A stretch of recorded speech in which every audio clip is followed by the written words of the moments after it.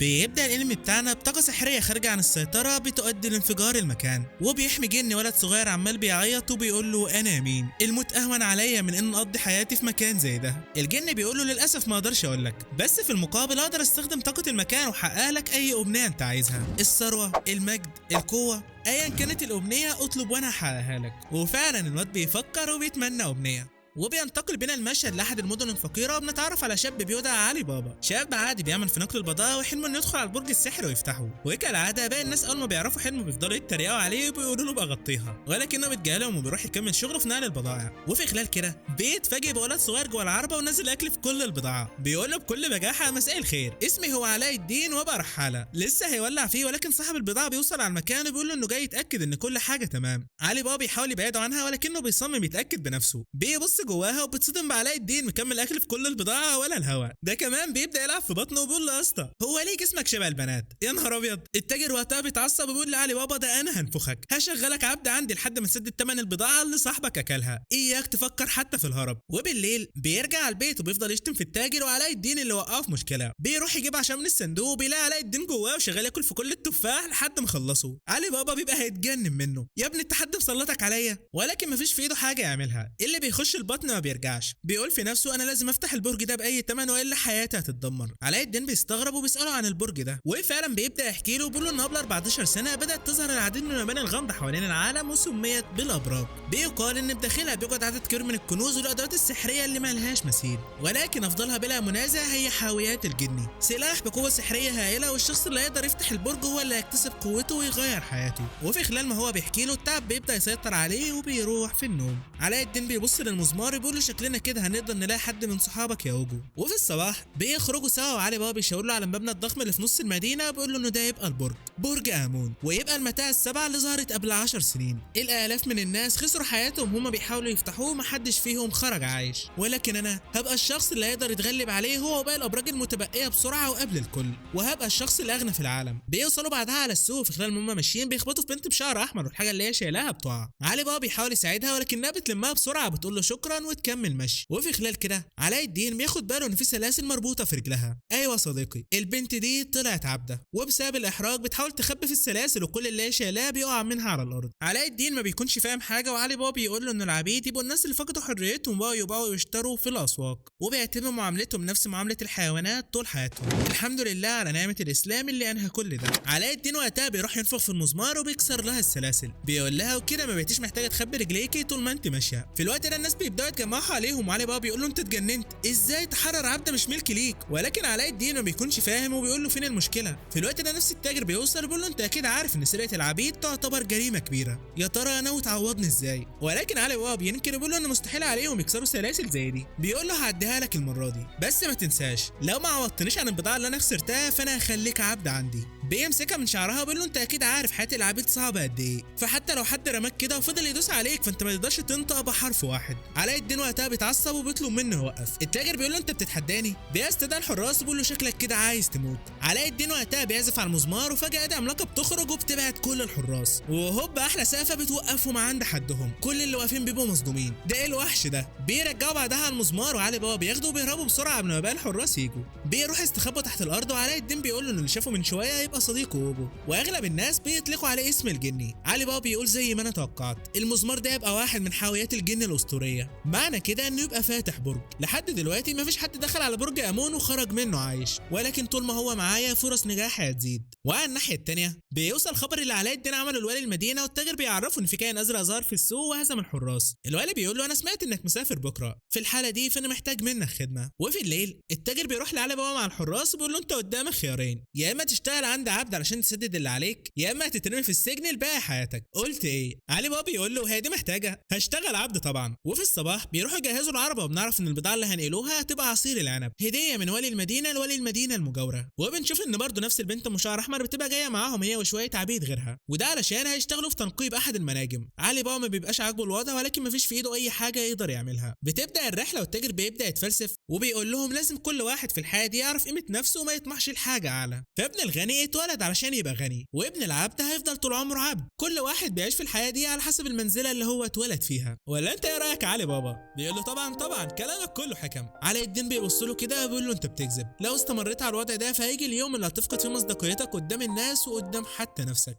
وعلى الغروب نباتات الصحراء بتبدا تظهر وبتطرد العربه بسبب عصير العنب اللي فيها، واتاري ان علشان كده محدش بيخاطر انه ينقل البضاعه دي، وفعلا بتقدر تلحقهم مع عجلات العربه بتتكسر. العمال وقتها بيقرروا ينقوا بحياتهم وبيسيبوا البضاعه وبيطلعوا يجروا، ووسط كل ده حته من الارض بتتكسر، واحده من ابناء العبيد بتقع هي ونفس البنت اللي شفناها من شويه. ام البنت بتفضل تصرخ وتستنجد باي حد ينقذ بنتها، ولكن مفيش حد معبرها، كله بيفكر في نفسه. التاجر وقتها بيقرر يستغل انشغال النباتات مع البنتين وبيروح يلم في البضاعه. علي بابا بيبقى شايفهم هما بيموتوا ومش قادر يعمل حاجه غير انه يتفرج عليهم وهما بيتاكلوا. بيقول اي حد ينقذهم بسرعه قبل ما يموتوا. التاجر بيقول له مالك قاعد كده ما بتعملش حاجه، يلا قوم بسرعه انقل البضاعه، وانت بطلي عياط وساعدينا في لم البضاعه، وبوعدك ان هعوضك عن ثمن خسارتك لبنتك، ده انا كمان هدفع لك فلوس زياده. قلت ايه؟ علي بابا وقتها بينفجر من الغضب وبيديله بالبوكس في وشه، بيشتمه وبيقول له بقى بتقارن حياه انسان بشويه براميل معفنه، اما خنزير بصحيح. بيروح يجيب واحد من البراميل وبينط ورا البنتين، وخطته هي انه يرميهم في بق النبته بحيث تشربه وتسيبهم، ولكن بقها بيبقى مقفول ومش قادر يفتحه. علاء الدين وقتها بيعزف على المزمار ووجو بيخرج وبيفتحها. علي بابا وقتها بيستغل الفرصه وبيرميها في بقها، النبته فعلا بتسيبهم وعلي بابا بيروح يخرجهم، ولكن للاسف البرميل ده ما كانش كفايه، النبته بتفوق مره ثانيه وعلى اخر لحظه بيقدر يطلعهم وبيقع هو مكانهم، ويبدو كده ان هي دي نهايته. علاء الدين وقتها بيقلع العمامه اللي على راسه وبتتحول لبساط سحري، وفي خلال ما علي بابا غرقان شريط حياته بيبدا يعدي من قدامه. بيقول في نفسه طول عمري كنت كذاب، كنت عاجز وكنت دايما بحاول اهرب من قدري، وعلشان كده كنت محتاج للفلوس والقوه، ولكن في الحقيقه مش ده اللي انا كنت عايزه.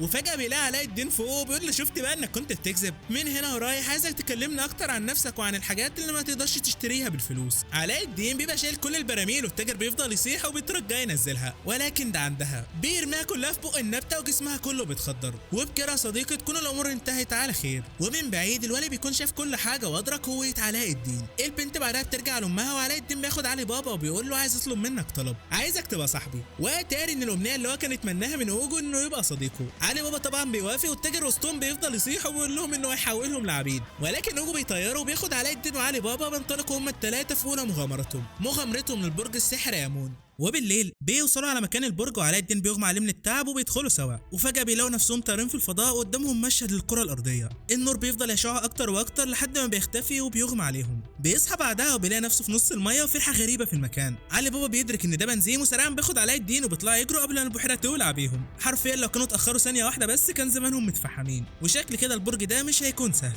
وبره المدخل بنشوف الولي وهو بيقول لهم انا كنت مستني اللحظه دي من زمان، هي دي اللحظه اللي هوصل فيها للقمه. وعلى الناحيه الثانيه علاء الدين وعلي بابا بيبقوا مستمرين في الهروب لحد ما بيسقطوا جوه احد المنحدرات. بيقعدوا يرتاحوا شويه، وفي خلال كده علي بابا بيلاحظ ان علاء الدين بيبقى تعبان ومش قادر يتحرك، ولكنه بيقول له انه محتاج ياكل بس مش اكتر. فاستدعاء اوجو بياخد جزء كبير من طاقته. علي بابا بيقول له ما تقلقش، هحاول الاقي حل لموضوع الاكل ده، حاول تستحمل شويه بس كمان. وفي خلال ما هو بيتكلموا بيلاقي نمله كبيره قاعده جنبه، وعلاء الدين تم ابتلاعه من قبل احد الحشرات. احيه بيروح يخرجه من بقها بسرعه، والحشرات بتبدا تقفز حواليهم من كل اتجاه. علي بابا بيبدا يتقاتل معاهم، ولكن الحشرات بتتجمع مع بعضها وبيكون وحش عملاق بيبخ النار. علاء الدين وقتها بيقرر يدوس على نفسه وبيستدعي اوجو يقاتله، ولكن ضرباته ما بتاثرش والوحش جسمه بيلتئم من تاني. علاء الدين وقتها بينفخ اكتر والمنى من حواليهم بتبدا تتجمع في قبضات اوجو، وبكل قوته بيطرع الوحش وبيوجهه لحته ضربه من قوتها الارض حرفيا اتدمرت. وبعدها علاء الدين بيغمى عليه. بيروحوا بعدها يرتاحوا جوه احد الكهوف. علي بابا بيقول انا لسه ما اعرفش عنه حاجه، ولكنه على الرغم من كده مستعد يضحي بحياته علشاني. انا خلاص قررت، بمجرد ما يصحى هحكي له على كل حاجه، هقول له على الماضي بتاعي وعن السبب الحقيقي اللي خلاني ادخل على البرج.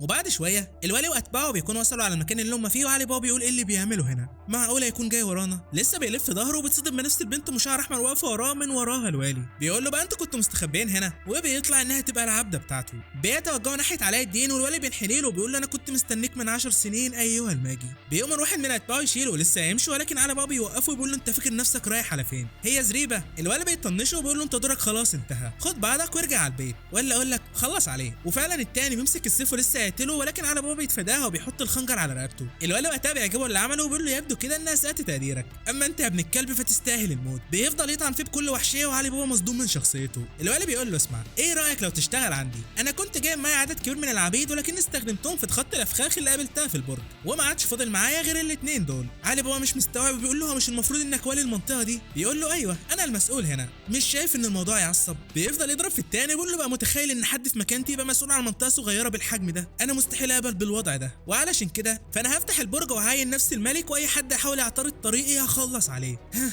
قلت ايه؟ وطبعا علي بابا ما بيبقاش قدامه خيار غير انه يوافق. بيتقدموا بعدها في البرج لحد ما بيوصلوا على طريق مغطى بالنيران، وعلى مدخله في حجر وعليه كتابات بلغه غريبه. علي بابا بيقول لهم دي لغه توران. الولي بينبهر وبيقول له عاش عليك، من النادر لما يبقى في شخص من العامه يعرف يتكلم اللغه دي، بس غريبه، اتقان اللغه دي بيتطلب تعليم عالي المستوى. علي بابا بيقول له سمعت انها ضروريه في الابراج وعلشان كده حاولت اتعلمها مع نفسي. بيبداوا يقراوا في الكلام اللي على الحجر، ولكن الوالي تعليمه بيبقى على قده وما بيعرفش يكمل. علي بابا بيبدا يقرا في الكلام والترجمه بتبقى كالاتي: تراقص حول السنه اللهب واسعى للحقيقه في انياب التنين، هناك هتلاقي الحقيقه وفي نهايه ديل وهدفك هيكون مستنيك. هي دي الترجمه. الولي وقتها بيطعنه وبيقول له ده اللي كنت هقوله على فكره، ما دام انت حلو كده ما تثبت لنا صحه ترجمتك. علي بابا بيبقى خايف ولكنه بيقول علاء الدين خاطر بنفسه علشاني، ودلوقتي الدور عليا. وفعلا بيبدا يتخطى في السنه اللهب ويتراقص حواليها زي ما الكتابه بتقول. بيقدر يتخطاها فعلا وبيوصل لراس التنين، بيحط ايديه جوه انيابه وساعتها السنه النيران بتتوقف والولي واتباعه بيبداوا يعدوا، ولكن فجاه النار بتخرج من راس التنين وبتبتلع علي بابا وبتحوله لفرخه مشويه. الولي بيقول يا خساره، كان نفسي استغله اكتر، بس مش مهم، كلبه وراح. وبيكملوا طريقهم، وبعد شويه علاء الدين بيصحى وبيلاقي الوالي قدامه، بيفهمه ان علي بابا سرق مسمار وسابه يموت وان هو اللي وصل وانقذه على اخر لحظه. علاء الدين بيستغرب ولكنه بيقرر يجاريه. بيبدا يعرفه على عبيده وبيقول له ان الضخم بيدعى جولتوس ويبقى من قبيله مشهوره في الشمال، اما ام شعر احمر فبتدعى مورجانا وتبقى من عشيره الصيادين في القاره المظلمه، بتتمتع بحاسه شم حاده وارجل قويه، متاكد انهم هيفيدوك. بيقول له بعدها انه يروح يستكشف المنطقه قدامه وبيسيب معاه مورجانا علشان ترابه. علاء الدين بيحاول يتكلم معاها ولكنها بتفضل ساكته، فبيفضل يعمل لها في حركات عبيطه لحد ما بيقدر فعلا يضحكها. بيقول لها انا سمعت انك من القاره المظلمه، كلميني اكتر عنها. بتقول له هي مش مظلمه ولا حاجه، الاسم ده بيطلق على المناطق الفقيره في جنوب امبراطوريه ريم. بلدي كتارجو مش كده خالص، في موطني في العديد من القرى والعشائر اللي ممكن تسكن فيها. هناك الشمس دايما ساطعه والاراضي دايما واسعه، وفي العديد من الحيوانات الضخمه والفواكه اللذيذه. علاء الدين بيقول لها باين عليه مكان جميل،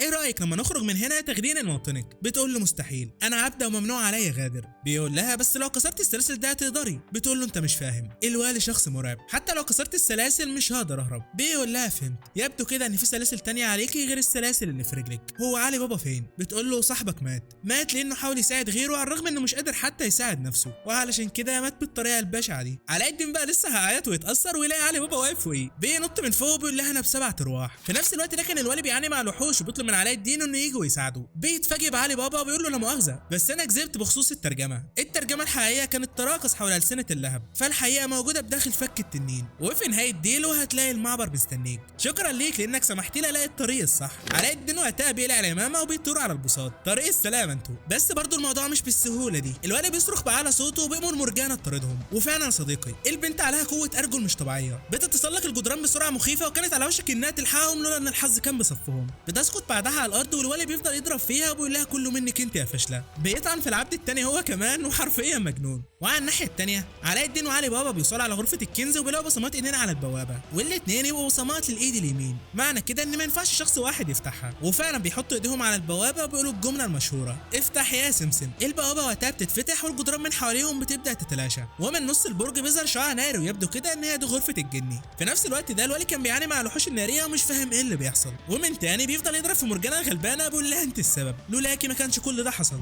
وعلى الناحيه التانيه علاء الدين وعلي بابا بيبقوا متوجهين على مكان الشعاع، وعلاء الدين بيقول ان المكان اللي هم فيه ده بيدعى النكروبوليس، المكان اللي بيمتد خارج غرفه الجني. اوجو كان حكى لي عليه قبل كده. بيفضلوا مستمرين في طريقهم لحد ما بيوصلوا على غرفه الجني، بيدخلوها فعلا وبيلاقوا جواها عدد كبير من الادوات الاثريه المتحجره، وفجاه من وراهم بيلاقوا جولتس ومورجانا بتظهر وبتدي لعلاء الدين حته ضربه بتلزقه في الحيطه. الوالي بيبقى متعصب وبيقول له بقى حساله زيك ازاي يجرؤ يتحداني. بيامر مورجانا تروح تراقب علاء الدين وبيفضل هو لعلي بابا بيقول له كل دي كانت غلطتك انت، بسببك فواحد زي مر بالمعاناه دي كلها. علي بابا بيقول له احنا هنا في البرج، المكان او السمعه ملهاش اي لازمه هنا، كله هنا سواسيه، فلو كان الموضوع مخوفك قوي كده فارجع لبيتكم وعيط هناك. الوالي وقتها بيتعصب اكتر وبيقول له انا خلاص اكتفيت منك، بيبدا يلف حواليه وبيقول الغبي ما يعرفش ان اتلقيت تعليم خاص في المبارزه الملكيه، وحدهم بس افراد العائله الملكيه هم اللي يقدروا يتعلموه، هخليك تعاني وبعدين هقتلك. وفعلا بيهجم عليه وبيستهدف ساكو، ولكن علي بابا بيتفاداها، بيهاجمه مره ثانيه وبرضه بيتفاداها، بيستمر في توجيه ضربات ليه وعلي بابا بيتفادى في كل ضرباته ببراعه، بيتصدى لسيفه وبيقول له انت دفاعك كله مليان ثغرات،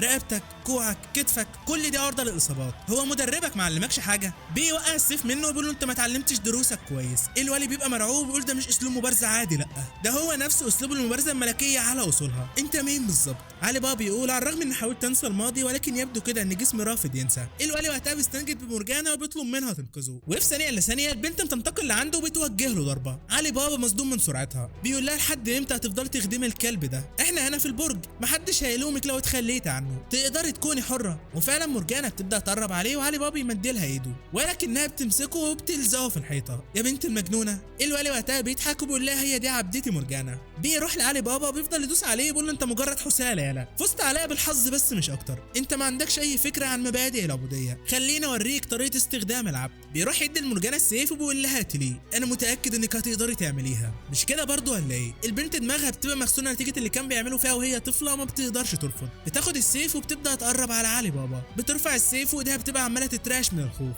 مش عايزه تقتل حد، ولكن الولد بيبص لها وبيقول لها يلا، ويبدو كده ان هي دي النهايه. لسه هتتعنوا ولكن فجاه هجوم سحري بيكسر السيف، علاء الدين صحى اخيرا، المنى بتبقى متجمعه حواليه وزي ما يكون بقى شخص تاني. بيروح لعلي بابا بيقول له انت كويس، بيلف للوالي بيقول له رجع لي المزمار، ولكن الوالي بيرفض وبيقول له حاول ترجعه بالقوه. الواد ساعتها بيمسك الصولجان بيقول له لاخر مره هقول لك رجع لي المزمار. بيبدا يستخدم في تعويذه سحريه والمنى بتبدا تتجمع حواليه بغزاره، كل اللي حواليه مصدومين. مورجانا بتحاول تهاجمه ولكنه بيحتجزها بقوته. الوالي بيقول ده زي ما معلمي حكى لي بالظبط، هم دول اللي بيختاروا الملوك، السحرة اللي بيتحكموا في طاقه الحياه، الماجي. اخيرا ظهرت زي ما معلمي قال لي انت اللي هترشدني للسلطه. بيقول له انت لازم تختارني انا ايها الماجي. انت عارف ان مورجانا تبقى من قبيله الفناليس، ركله واحده بس من رجلها خلصت على اسد وحولته لاشلاء، فلو مش عايز وضعك انت زي الاسد ده فسلم نفسك ليا. وفعلا مورجانا بتقدر تكسر الحاجز وبتهجم عليه، ولكنه بحركه واحده بيثبتها في الجدار. بيروح للوالي وبيقول له هات المزمار، بيرجعه له فعلا وبيقول له انت هتخليني ملك مش كده؟ انا استنيتك كتير علشان تختارني،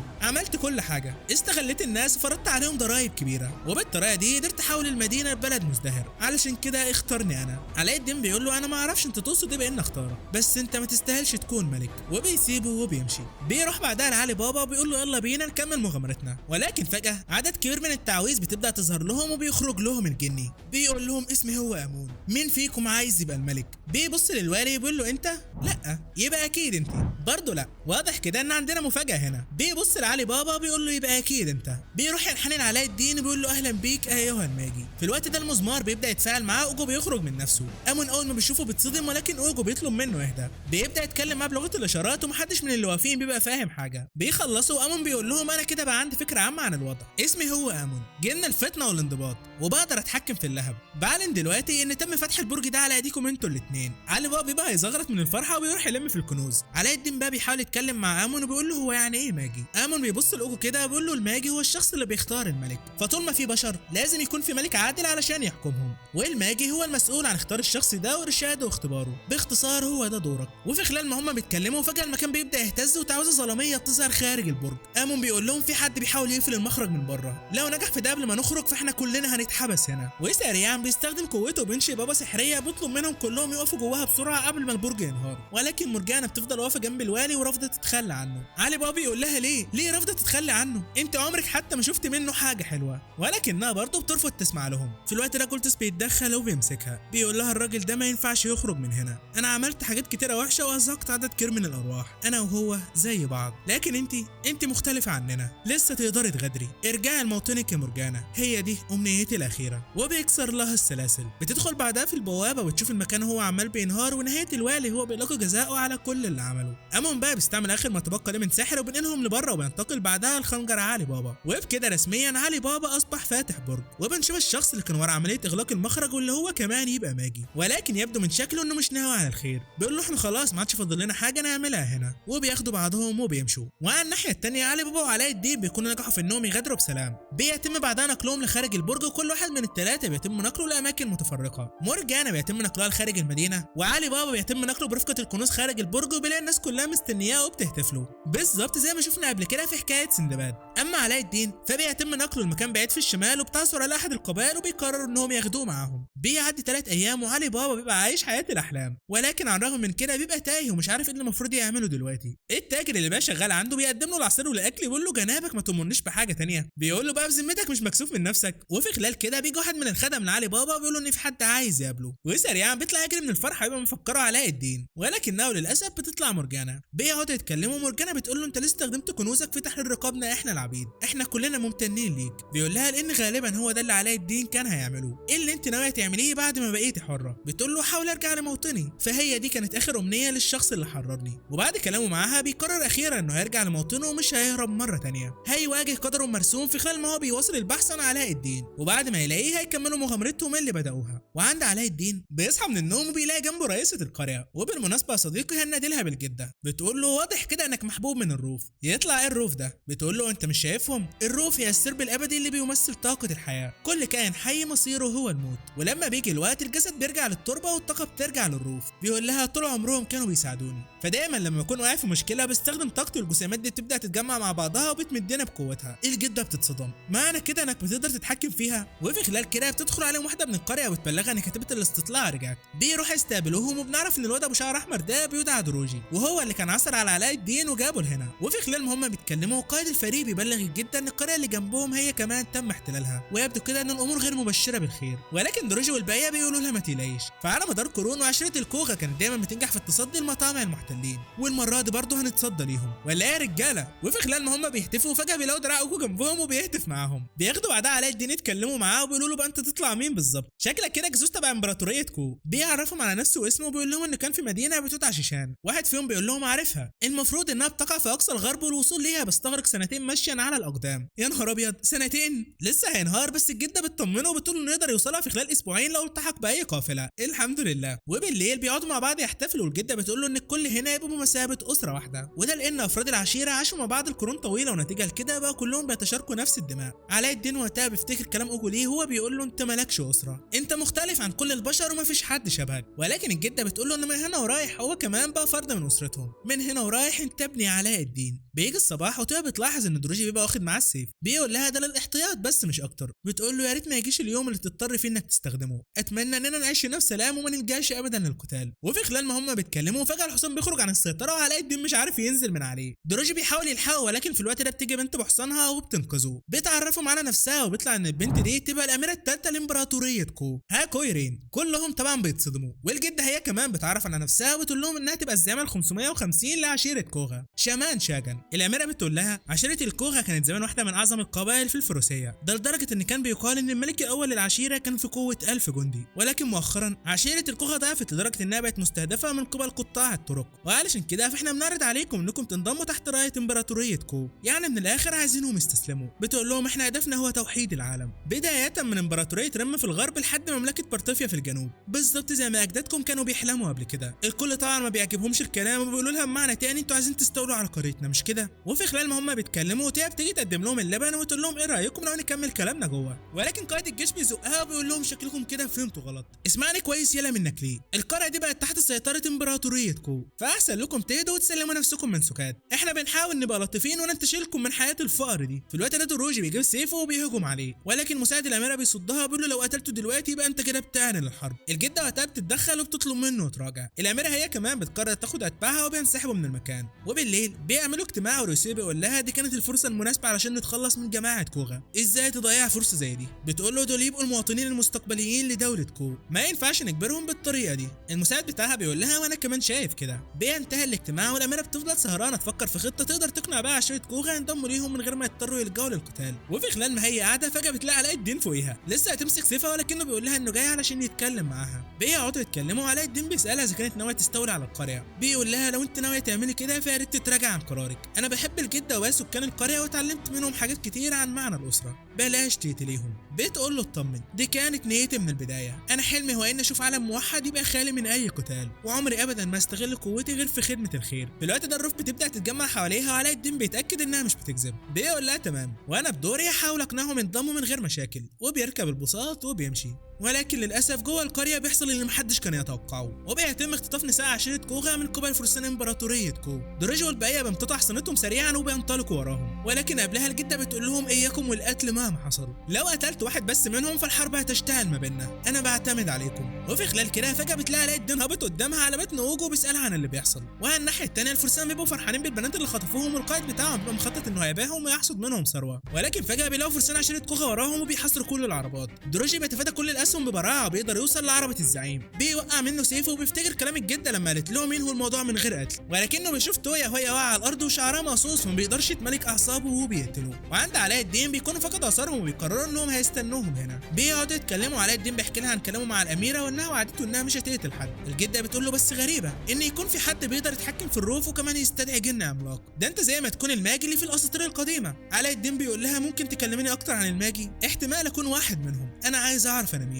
وهي فعلا بتبدا تحكي له وتقول له ان في قديم الزمان لما ما كانش فيه وجود لاي بلاد، وقتها خرج واحد من الناس وطلب منهم يبنوا بلد ويختاروا لنفسهم ملك. وفعلا الشخص ده استخدم قوته واظهر لهم برج وقال لهم ان اللي هيقدر يتخطى الصعاب اللي فوق يفتح البرج هيحصل على قوه الملك. وفعلا اجى اليوم وفي حد قدر يفتحه وبقى الملك، ورجع السلام والاستقرار من تاني. الناس وقتها عظموا الشاب اللي حقق النبوءه واطلقوا عليه اسم الماجي. وبالمناسبه البلد المقصوده بالاسطوره تبقى امبراطوريه كوغا العظيمه. وبعد شويه دروجي والبقيه بيكونوا رجعوا بالبنات سالمين وكمان من غير ما يقتلوا حد منهم. واتاري ان اللي حصل ان دروجي افتكر كلام الجده على اخر لحظه وقدر يسيطر على اعصابه. عاش عليك والله. الجده بتقول لهم احنا هننضم لامبراطوريه كو، تفتكروا ايه هي اهم حاجه لازم نحميها؟ هل هي ارض العشيره ولا هي كرامتنا؟ ولا حاجه من دول، اهم حاجه هي حياتنا. احنا مش هنحارب مهما حصل، الحرب الحقيقيه هتكون حربكم ضد نفسكم، هنعمل كده علشان نحافظ على اسرتنا. وفعلا محدش فيهم بيعترض وبيوافقوا على كلامها. بيقعدوا بعدها يحتفلوا مع بعضهم والكل بيكون سعيد ومبسوط. وفي خلال كده الجده بتقول لهم انها تروح تعمل حاجه وراجعه، بتروح تقف بعيد وبتقول انا كنت متردده ليه؟ مهمتي بكل بساطه بتتمثل في ان احافظ على حياه اسرتنا، ولو حاجه بسيطه زي ده هتحافظ على حياتنا فانا هعملها بلا تردد. ايوه انا هعيش معاهم واشوف احفادي واولاد احفادي. ولكن وفي خلال ما هي واقفه فجاه بيتضرب عليها سهم في ظهرها وبتسقط ارضا. يا ولاد الغداره، بيتلموا كلهم حواليها وبيلاقوها لسه بتتنفس، ولكن لازم تتنقل للقريه حالا. وسريعا علاء الدين بيقلع العمامه وبيقول لهم هنقلها انا. بياخدها بيتوجه بيها على القريه هو بيدعي انها ما تموتش. وعلى الناحيه الثانيه بيوصل للاميره خبر مقتل واحد من الجنود، وبعد فحصه اتضح ان السم اللي اتصاب بيه يبقى من عشيره كوغا، وطبعا مفيش غيره. كل ده من تخطيط الكلب دروسوي. بيقول لهم مش قلت لكم مفيش فايده من التفاوض معاهم، لازم نخلص عليهم حالا. ولكن الاميره بترفض وبتقول له انها هتروح لقريه كوغا بنفسها وتتاكد فعلا اذا كانوا عملوا كده ولا لا. دروسوي طبعا بيعترض وبيقول لها انا اكتفيت من تصرفاتك.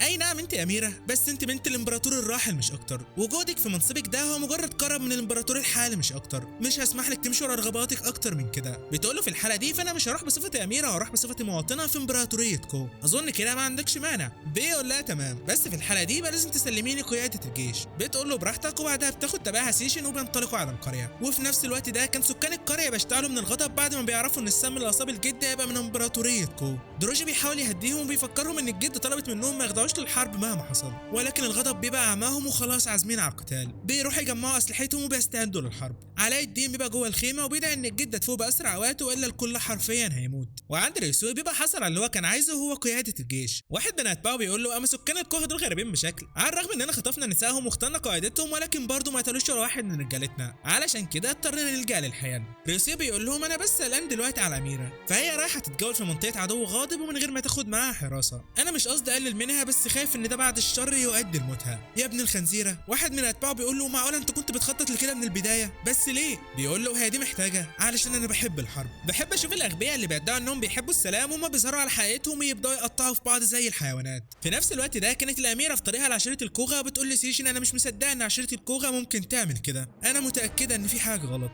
بيوصلوا على احد المنحدرات وبيتفاجئوا بعشيره الكوغا مستنيينهم ومتجهزين بالاسلحه. بتنزل من على حصانها بتحضنها وبتقول لهم احنا جايين هنا علشان نتكلم معاكم مش اكتر، ولكن التاني ما بيصدقهاش وبيقول لها احنا اكتفينا من ألاعيبك. بياخد سيفه وبيهجم عليها، ولكن رن ما بتتحركش من مكانها وبتاخد الضربه وبتتصاب. التاني بيتصدم وبيقول لها انت ليه ما اتحركتيش؟ بتقول له صدقوني احنا ما عندناش اي نيه للقتال، كل اللي احنا عايزينه هو تاكيد الحقيقه مش اكتر. وفعلا بيتهزوا شويه، ولكن واحد فيهم بيقول لهم اوعوا تتخدعوا، ده نفس اللي هي قالته لنا امبارح. في الوقت ده الجده بتوصل وبتطلب منهم يتوقفوا حالا. بتقول لهم بقى انتوا محاربين الكوغا مش مكسوفين من نفسكم وانتوا بتقاتلوا خصم اعزل؟ اوعوا ابدا تنسوا هدفكم الحقيقي. بتبقى عماله تنزف بغزاره ولكنها بتتماسك وبتخفي اصابتها. بتروح للاميره وبتقول لها عشيره الكوغا تخضع لولايه امبراطوريه كو. الموضوع زي ما انت قلت بالظبط، طول عمر عشيرتنا كانت بتعاني مع الغزو والعبوديه، ونتيجه لكده دفعنا الثمن باجسادنا وذكرياتنا، ولكن انا مش هسمح ان عيلتي تعاني اكتر من كده. الاميره بتبص على اصابتها وبتقول لها بس الجرح ده مستحيل يكون طبيعي، اكيد واحد من جنودي هو اللي عمل كده. بتقول لها هو ايه يعني؟ انت بتتكلمي عن حياه زعيمه القريه مقابل حياه القريه باكملها، واضح اي واحده اختار. الاميره فعلا بتقبل عرضها وبتقول لها من هنا ورايح انا بنفسي اضمن سلامه عشيره الكوغا وهوفر ليكم الحمايه، وبكده رسميا بقينا من سكان امبراطوريه كو.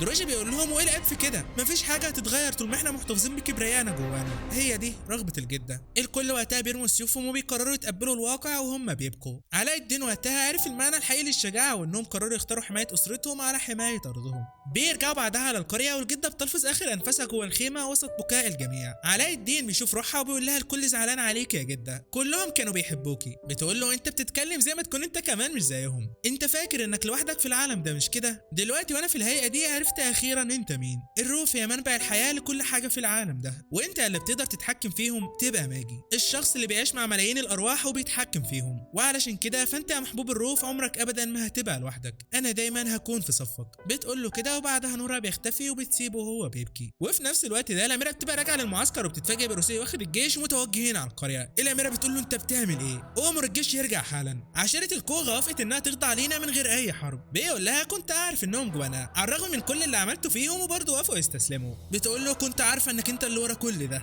بيقول لها اسمعي بقى ايه اللي هيحصل كالاتي، بعد ما اتقتلت بوحشيه على ايد عشيره الكوغا انا ريوسوي قدت الجيوش ودمرت كوغا انتقاما ليكي. بتقول له انت فاكر ان حد هيصدق ان قائد 1000 جندي زيك يقدر يقود الجيش باكمله؟ ازاي خطرت لك الفكره الغبيه دي؟ ريوسوي وقتها بيتعصب وبيقول لها انا ما كنتش انت ظهرت في اخر لحظه كان زمان انا اللي بقيت القائد، علشان كده اخرسي وموتي هنا. وفعلا بيامر اتباعه يرموها بالاسهم، ولكن وقتها بتحصل المفاجاه، بتطلع وعاء الجن بتاعها وبتطيرهم كلهم. ايوه يا صديقي هي كمان تبقى فاتحه برج. بتطلب من سيشن يوفر لها شويه وقت اما تستعد للقتال، وفعلا بتنادي الروح الولع بايمن وبتطلب منها تسكن جوه جسمها وتحولها لمحارب عظيم، هو ده تجهيز الجني. بتقول له بصفتك خاين الامبراطوريه فانا الاميره الاولى بحكم عليك بالاعدام، استعد علشان تموت. في نفس الوقت ده علاء الدين بيحس بتدفق غريب للروف وبيقرر يروح يتفقده. نرجع بقى للقتال، الجنود بيبقوا عمالين يعانوا قدام الاعاصير السحريه. ريوسي وقتها بتجنن وبيطلب منهم يطلقوا الاسهم حتى لو هتيجي على اصحابهم. الخبيث عارف كويس انها تحاول تحميهم وبالتالي هتستهلك كل طاقتها وتتحول لمعركه استنزاف، وفعلا خطته بتنجح ورين بتبدا تحس بالتعب.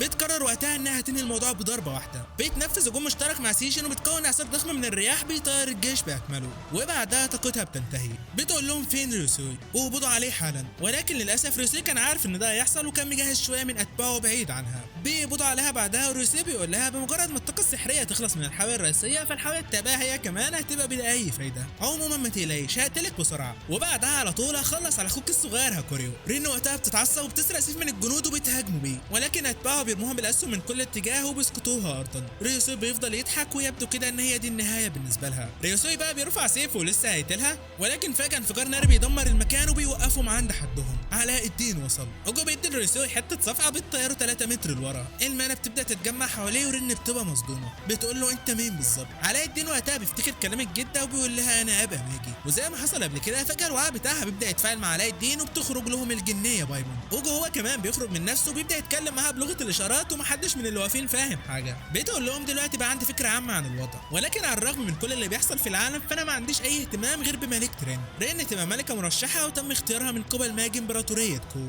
وبنشوفه داخل الامبراطوريه وبيبقى نفس الشخص اللي حاول يقفل البوابه في برج امون. بيبقى متهرب من لقاء الامبراطور وبيقول لهم انا ما بطيقش الخنزير ده. بيروح يتكلم مع هاكوري وبيقول له ايه رايك تبقى انت الامبراطور، عايزك تتجدعن كده وتفتح لك اي برج زي ما اختك رين عملت. معنى الاحداث دي كلها صديقي ان كل ماجي بيرشح ملك من اختياره، وبلا اي شك فاللي حصل في برج امون مع علاء الدين كان لحظه اختيار ملك وهو علي بابا. وبعد شويه بيجي موعد الرحيل وعلاء الدين بيروح يودع درويجي والبقيه. بيقرروا انهم هيعهدوا ليه بالعصا بتاعه الجده وبيقولوا له يبقى يزورهم من وقت للتاني. علاء الدين وقتها بيفتكر كلام اوجو ليه لما قال له انه لو تجول في ارجاء العالم هيجي اليوم اللي هيكتشف فيه هويته الحقيقيه، وفي النهايه هيعرف الغايه من وجوده. بيلتحق بعدها باحد القافلات وبيستكمل رحلته في البحث عن صديقه علي بابا واستكمال مغامرتهم. نسيبنا بقى من كل ده شويه ونروح لبنتنا مورجانا. بتبقى انضمت لاحد القوافل التجاريه وبتشتغل مع البنتين دول في السوق في نقل وبيع البضائع. اتعرفت عليهم قبل 6 شهور وقتها سمعت انهم متوجهين على بلباد وقررت انها تعترض طريق القافله وتنضم ليهم. وبالمناسبه مشعر اصفر دي اسمها ليلى والسمره اسمها ساسا. بيوصلوا على واحده من المدن اللي بتسبق بلباد مباشره وبيتفاجئوا ان الفار بيبقى منتشر فيها والناس فاقده لرضتها. واحد من المارين بيقول لهم ان مؤخرا في جماعه من اللصوص نهبوا البلد بسبب النزاعات الداخليه اللي حاصله في بلباد، وبينصحهم يمشوا من هنا في اسرع وقت. وفي خلال ما هم واقفين بيخبطوا في شخص غريب ماسك في ايده سلاسل وعمال يجر في العبيد زي البهايم، واضح كده انه تاجر عبيد. مورجانا بيصعب عليها المنظر ولكن للاسف مفيش حاجه في ايديها تقدر تعملها. وفي اليوم اللي بعده قائد القافله بيصدمها وبيقول لها ان الخطه اتغيرت وانهم مش هيعدوا على بلباد، وده لان في مجموعه من اللصوص سيطروا على الطريق وخدوا مقر ليهم. بيوشع انهم غايه في الوحشيه والشراسه وغاروا على قافله واحد من اصدقائي وقتلوا عدد كبير من اتباعه، وعلشان كده احنا مش هنخاطر باننا نروح من الطريق ده. يا ترى ايه العمل دلوقتي؟ المشكله ان السفن اللي بتوصل للقاره المظلمه ما بتطلعش غير من بلباد. مورجانا بتقول له طب ولو في حد خلص لك على اللصوص وقتها الطريق ده هيبقى متاح مره تانية مش كده؟ وفعلا يا صديقي بيجي الليل ومورجانا بتتسلل على معقلهم لوحدها علشان تخلص عليهم.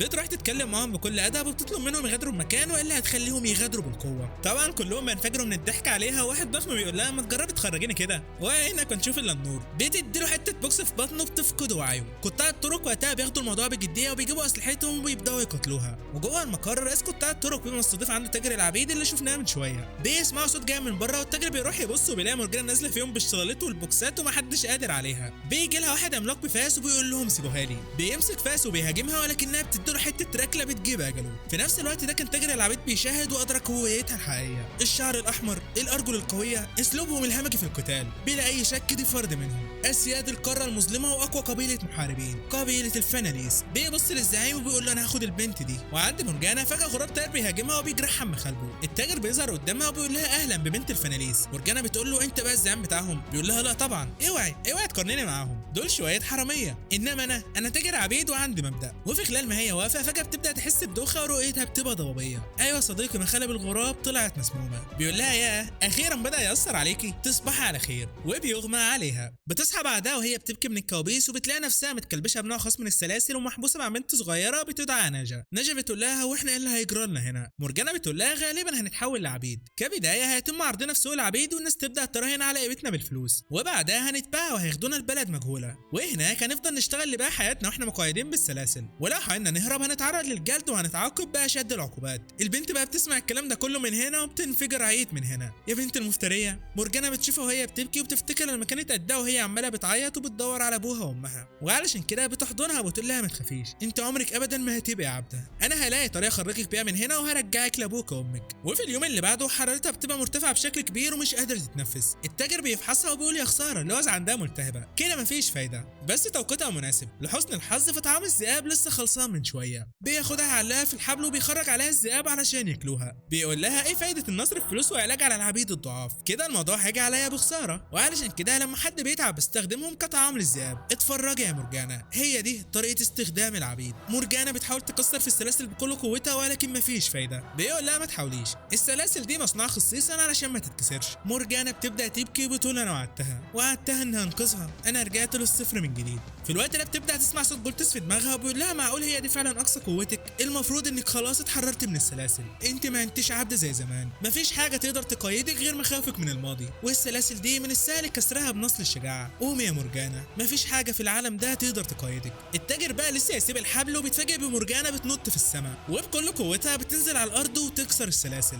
بتستعمل عليهم هجوم صوتي والذئاب بتخاف وبتهرب من المكان. بتكسر السلاسل اللي في ايديها وبتروح تفك ناجا. التاجر في الوقت ده بيتعصب وبيأمرهم يحرروا كل الحيوانات اللي كان سايبها للمزاد. بيقول لها دول نمور المارونين، خدش واحد من انيابهم كفيل بانه يحولك لاشلاء. مورجانا بتقول لها ما تقلقيش كله هيبقى تمام. بتنطلق على النمور وبتبدا تتقاتل معاهم، بتتحرك بكل براعه وبتطيح فيهم واحد ورا التاني، تحركاتها اسرع واقوى واسلس من اي كائن تاني. بتخلص عليهم كلهم والتاجر بيبقى مصدوم. هم دول اسياد القاره المظلمه، قبيله الفناليس. بتروح للتاجر والتاجر بيقول لها انا اسف، انا كنت غلطان لما حاولت اقبض عليكي. بتقول له اديني كل المفاتيح، انا هطلق سراح كل اللي انت قبضت عليهم. وفعلا بتروح تحرر كل العبيد ومن ضمنهم بيلاقوا والدين ناجا، واللي اول ما بيشوفوها بياخدوها في حضنهم وبيفضلوا يبكوا. والمفاجاه ان علاء الدين هو كمان بيبقى من ضمن المحبوسين، وما شاء الله عمل علاقات مع كل السجناء. مرجانه بتقول له يخرب بيتك، ازاي حد بقوتك اتحبس هنا؟ فبيقول لها ان في صخره عملاقه وقعت على القافله اللي هو كان فيها، ولما صحى لقى نفسه موجود هنا والمسمار متاخد منه. وفي خلال ما هم بيتكلموا الحراس بيبداوا يوصلوا على المكان، واحد من المساجين بيلاقي المسمار وبيديه لعلاء الدين. وخارج المعقل بنشوف قائد القافله وهو مع مجموعه من المرتزقه متوجه على مكان اللصوص. بيقول لهم مستحيل اتاخر عن مساعده قافله احد اصدقائي. رجوله والله. ليلى وسيسا هم كمان بيكونوا يجوا معاه علشان ينقذوا صاحبتهم مرجانه. بيوصلوا فعلا على المعقل وبيلاقوا اللصوص عمالين يهربوا من اوجو ومفيش حاجه يعملوها. ليلى بقى اول ما بتشوف اوجو بتطمن وبتقول لهم ما تقلقوش، العملاق ده في صفنا. وبيتضح يا صديقي ان علاء الدين كان التقى بسيسا وليلى في احدى القرى وساعدهم قبل ما يوصل على الشيشان ويقابل علي بابا. ما شاء الله سمعته سابقاه. رئيس القافله بيقول لهم وهي دي ميزه الرحلات، وهي انها بتجمع شمل الاصدقاء من كل مكان. كده الحمد لله هنقدر نروح على بلباد. علاء الدين بيقول لها ايه ده؟ انا كمان رايح على بلباد. وده لان بعد رجوع الشيشان ملاش علي بابا هناك، وقرر انه هيتوجه على بلباد بحثا عنه. بيعرض عليها انهم يسافروا سوا، ومرجانه بتوافق بكل سرور. بيقعدوا بعدها يحتفلوا بمناسبه هزيمتهم من اللصوص. وفي اليوم اللي بعده علاء الدين ومرجانه بينفصلوا عن القافله وبيكملوا هم طريقهم ناحيه بلباد. وفي نفس الوقت ده كانوا الثلاثه الناجين من قطاع الطرق في طريقهم لبلباد، وبدا ينال منهم الجوع والعطش. بيوصلوا على الغابه وبيلاقوا شخص غريب نايم تحت ظل شجره ومديها الطناش، وباين كده من كميه المجوهرات اللي هو لابسها انه غايه في الثراء. اللصوص طبعا عينيهم بتلمع وبيستغلوا الفرصه وبيقلبوه وهو نايم. وفي نفس الوقت ده علاء الدين ومرجانه كانوا وصلوا على الغابه وبيتصدموا بالشخص ده قدامهم وهو عريان ملط، ويقول لهم مساء الخير، اوعوا تفهموني غلط. وطبعا بدون اي تفكير بيفكروه متحرش وبياخدوا وضعيه القتال. يا جدعان والله انتوا فاهمين غلط. بيهدوا بعدها والشخص ده بيعتذر لهم على سوء الفهم اللي حصل، وبيقول لهم انه كان في طريقه البلباد لما اللصوص سرقوا منه كل اللي حيلته. بيعرفهم على نفسه وبيقول لهم ان اسمه هو سندباد. علاء الدين هو كمان بيعتذر له عن تسرعه وبيقول له ان عبور الصحراء خلاه متاهب للمخاطر. سندباد بيتفاجئ ويقول له بقى عبرت الصحراء لوحدك؟ حلو ده، مفيش شعور احسن من انك تشوف اراضي جديده وتكتشف خبرات ومعارف جديده. فالمغامرات هي اللي بتصنع الرجال. والاكيد برضه ان مفيش احلى من البنات الجميله اللي زيك، مفيش فايده فيه. وفي خلال ما هي قاعده فجاه بتبدا تشم في ريحه البحر. بيطلعوا يجروا على مصدر الريحه لحد ما بيوصلوا لقمه التل.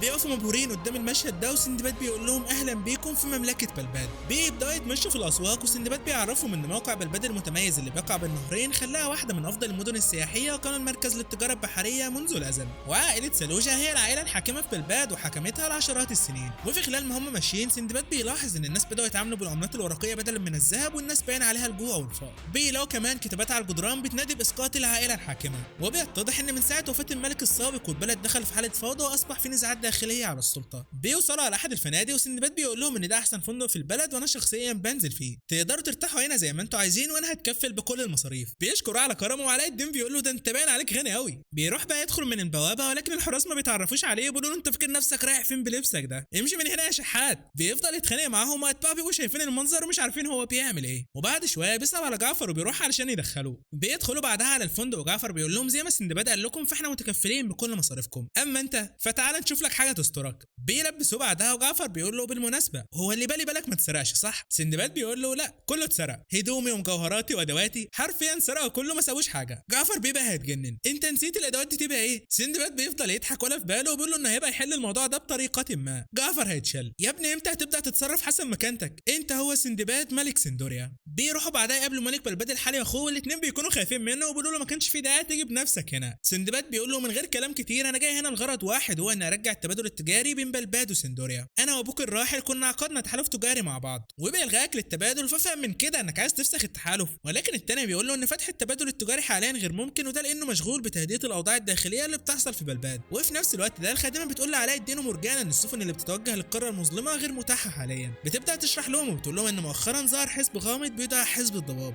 مجموعه من اللصوص المحترفين، وقبل سنتين قدروا يسرقوا من الخزنه الملكيه، ومن وقتها واعدادهم بدات في الازدياد. بيستخدموا اسلحه سحريه غريبه، وده اللي خلى الجيش مش قادر يتصدى ليهم وبقى قوه سائره ضد السلطه. ولكن وعلى عكس اللصوص العاديين فهم مش بيسرقوا كده وخلاص، دول ما بيسرقوش غير بيوت النبلاء والسفن التجاريه، وبعدين ياخدوا الفلوس ويوزعوها على الفقراء. بمعنى تاني اللصوص شرفاء حراميه بس عندهم مبدا. في نفس الوقت ده كان التاني بيحكي لسندباد عن حزب الضباب وبيقول له ان هم السبب في وضع البلد الحالي. فمن ساعه ما هم سرقوا من الخزنه الملكيه والضرائب بدات في الارتفاع، والاسوأ ان مؤخرا قوتهم بدات تزيد بعد ما تولى قيادتهم قائد جديد. الناس لقبوا القائد ده بالفتى المعجزه علي بابا. يا حلاوه، معقوله تكون صدفه؟ الواد بيبقى متعصب وبيقول بقى من بين كل الاوقات جاي يظهر دلوقتي. لسه هيكمل ولكن اخوه على اخر لحظه بيسكته. بيقول له عموما حزب الضباب هو اللي موقف التبادل التجاري، فلو كنت متضايق قوي كده حاول تعمل حاجه بشانهم. سندباد بيقول له انت قد الكلام ده؟ عموما انا موافق، انا ورجالتي هنخلص على حزب الضباب ومش محتاجين اي مساعده من عساكرك. وعند علاء الدين ومرجانة بيكونوا سمعوا نفس القصة من الخادمة، ولكن علاء الدين بيقول لها إنه مستحيل يكون علي بابا اللي هي بتتكلم عليه هو نفسه بتاعهم، أكيد ده مجرد تشابه أسماء. وبعد رحيل سندباد بنشوف الملك وأخوه هم قدامهم رسالة من إمبراطورية كو مش ناويين يرجعوا التبادل مهما حصل، وشكل كده الموضوع كبير. بيروحوا بعدها يتغدوا وسندباد بيعرفهم على اتباعه. أبو شعر أبيض بيدعى جعفر، أما الضخم أبو شعر أحمر فبيدعى مسرور. أكيد أنت لاحظت من لون الشعر والعينين إن مسرور هو كمان يبقى من قبيلة الفناليس زيك بالظبط. وفي خلال ما هم قاعدين علاء الدين بينفخ في المزمار وبيخرج لهم موجه. سندباد اول ما بيشوفه بيتصدم وبيقول له ايه ده؟ هو انت كمان ماجي؟ علاء الدين بيقول له هو انت تعرف ماجي غيري؟ هو انت مين بالظبط؟ التاني بيقول له صدق او لا تصدق انا هو سندباد المعروف. ولكن علاء الدين بيفضل متنح وما بيتعرفش عليه. بيقول له يا اسطى ازاي ما تعرفنيش؟ عارف مغامرات سندباد؟ انا هو ده، بس برضه ما بيتعرفش عليه. بيبدا يعرف على نفسه وبيقول له انا هو الشخص اللي خد عدد كبير من المغامرات الصعبه والمستحيله، الشخص اللي عبر البحار السبعه وقدر يفتح 7 ابراج، بنيت بلد الخاص وبقيت سيد ل7 من الجان وملك البحار ال7. هو ده انا يا اسطى. علاء الدين بيساله بعدها عن الماجي وسندباد بيبدا يشرح له وبيقول له ان في حاجه واحده بس هو يعرفها ما يقدرش يعملها غير الماجي، وتبقى استدعاء الجني. فالماجي هو الوحيد اللي يقدر يوفر القدر اللازم من المانا لاستدعائه. المانا هي الطاقه المستمده من الروح، وكل بشر عنده القدره انه يتحكم في المانا اللي جوه جسمه بس مش اكتر، عكس الماجي اللي ما عندوش حدود ويقدر يتحكم في كل المانا اللي حواليه من غير اي شروط،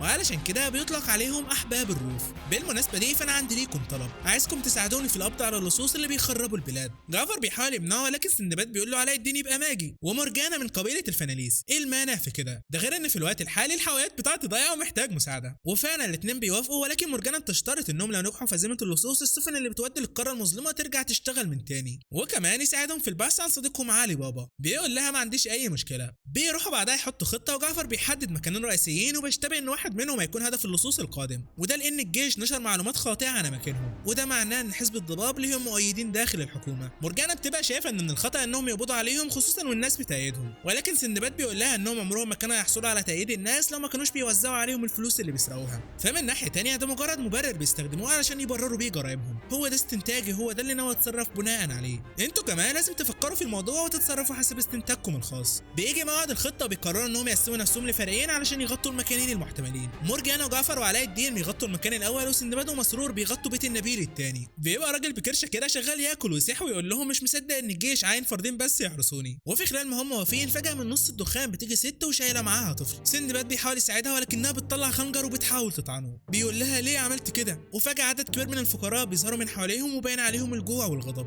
الست بتقول له ابني ما اكلش حاجه من اسبوعين، لو حاولت تعترض طريقي فانا هقتلك. النبيل في الوقت ده بيرمي لهم حته لحمه وبيقول لهم خدوا دي وامشوا من هنا شويه فقراء. الست لسه هتاخدها ولكن سندباد بيمنعها وبيقول لها اوعي تعملي كده، اصلا المصدر الرئيسي لثروه النبلاء يبقى من الضرائب اللي انتوا بتدفعوها، لو ما كنتوش راضيين عن الوضع فالاولى انكم تحاولوا تسترجعوها بايديكم، ولكن من غير ما تقتلوا وتزهقوا ارواح الغير. وفعلا بيسمعوا كلامه وبيسيبوا المكان وبيمشوا. مسرور بيقول له اللي انت عملته ده ممكن يؤدي لثوره. سندباد بيقول له احنا اتفقنا كان اننا نقبض على حزب الضباب مش اكتر، اي حاجه تانية هعمل اللي يناسبني، ولكن يبدو كده ان البلد دي خلاص اتدهورت. وعند الفريق الثاني فجاه غاز احمر بيبدا ينتشر في المكان وبيسبب هلاوس للجنود. مرجانة بتعرف من الريحه انه غاز سام وبتاخد علاء الدين وبتطير بيه. في الوقت ده حزب الضباب بيبداوا يظهروا ويقتلوا في الجنود. جعفر بيقول لهم حاجه زي دي مستحيل تكون من صنع البشر، دي اكيد ماده سحريه. وفعلا فريق حزب الضباب الرئيسي بيظهر، وزي ما جعفر توقع البنت دي بتبقى هي المسؤوله عن الماده الغريبه اللي هم شافوها. واحد فيهم بيستخدم سيف سحري هو كمان وبيقطع الجدار لنصين. بيامر بقى يتبعوا يهاجموا ويسرقوا اي حاجه يلاقوها في البيت. في الوقت ده جعفر بيتدخل وبيبدا يقيد فيهم بالسلاسل. بيقول لهم انا اسف بس لازم اعتقلكم دلوقتي. بيترى عليهم ولسه يستخدم سلاحه، ولكن فجاه دخان اسود بيبدا يتجمع حواليه وبيثبت حركته. واضح كده ان كلهم بيستخدموا اسلحه سحريه. مرجانة في الوقت ده بتتدخل وبتبدا تقاتل فيهم، ولكنه بيستعمل نفس السلاح عليها من تاني وبيقيد حركتها هي كمان. لسه هيقتحموا المكان، ولكن في الوقت ده علاء الدين بينفخ في المسمار وجو بيخرج وبيعترض طريقهم كلهم، محدش هيعدي من هنا. لسه هيقتلوه، ولكن في الوقت ده قائد الحزب بيوقفهم وبيقول لهم سيبوا لنا الموضوع ده. بيروح يقلع العمامه وعلاء الدين بيتصدم اول ما بيشوفه. قائد الحزب يبقى هو علي بابا. يا حلاوه، اخيرا التقى بصاحبه من تاني. ولكن اللي بيعمله هنا واللي بيقود مجموعه من اللصوص، وايه هو هدفه من ورا كل ده واكتر هنعرفه في الجزء الجاي من حكايه علاء الدين. ولحد هنا بيكون انتهى الجزء الاول من الحكايه. يا ريت لو الفيديو عجبك ما تنساش اللايك بتاعك، واكتبوا لنا في الكومنتات اذا كنتوا حابين نكمل الحكايه دي علشان ننزل لكم الجزء الثاني في اسرع وقت. اشوفكم على خير في فيديو جديد، وبس كده، سلام.